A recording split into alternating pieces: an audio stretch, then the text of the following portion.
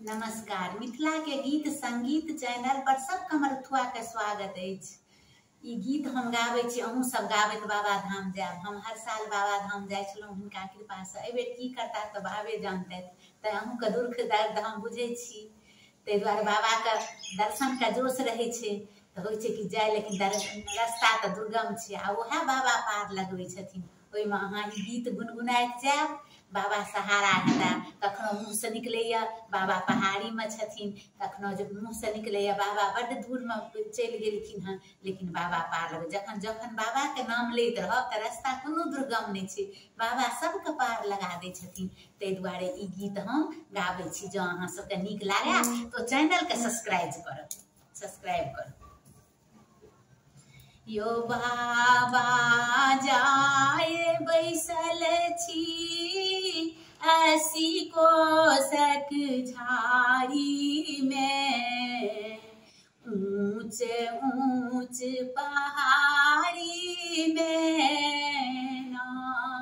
यो बाबा जाए बैसल छी 80 कोसक झाड़ी में, ऊंच ऊंच पहाड़ी में ना। भेलऊं कमरथुआ के साथ, ले लऊं चटी चटी परबास। भेलऊं कमरथुआ के साथ, ले लऊं चटी चटी परबास।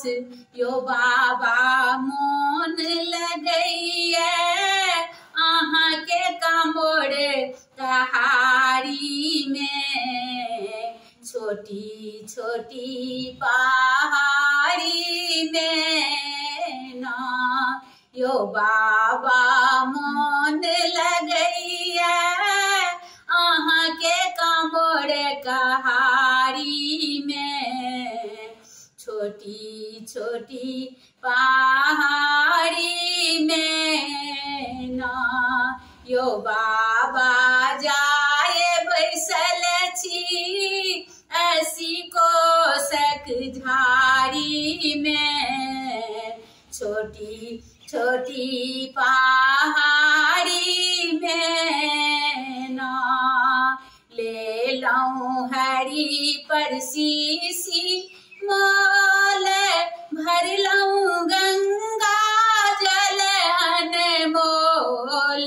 ले लऊं हरी पर शीशी मोल, भर लऊं गंगा जल अनमोल।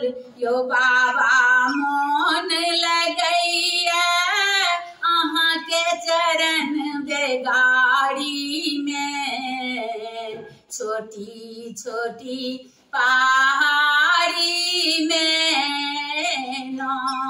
यो बाबा मोन लगैया अहाँ के चरण बेगारी में, छोटी छोटी पहाड़ी में ना।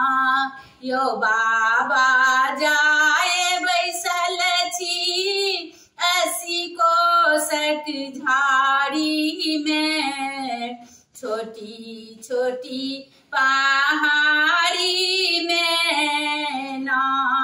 मन में भेल दर्शन के चाह, बाबा धेलऊं अहाँ के राह। मन में भेल दर्शनक चाह, बाबा धेलऊं अहाँ के राह। बाबा मोन लगैया अहाँ के चरण पखारी में, छोटी छोटी पहाड़ी में ना। यो बाबा मोन लगैया अहाँ के चरण पखारी में, छोटी छोटी पहाड़ी में यो बाबा जाए बैसल छी 80 कोसक झाड़ी में, छोटी छोटी पहाड़ी में ना। यो बाबा जाए बैसल छी 80 कोसक झाड़ी में, छोटी छोटी पहाड़ी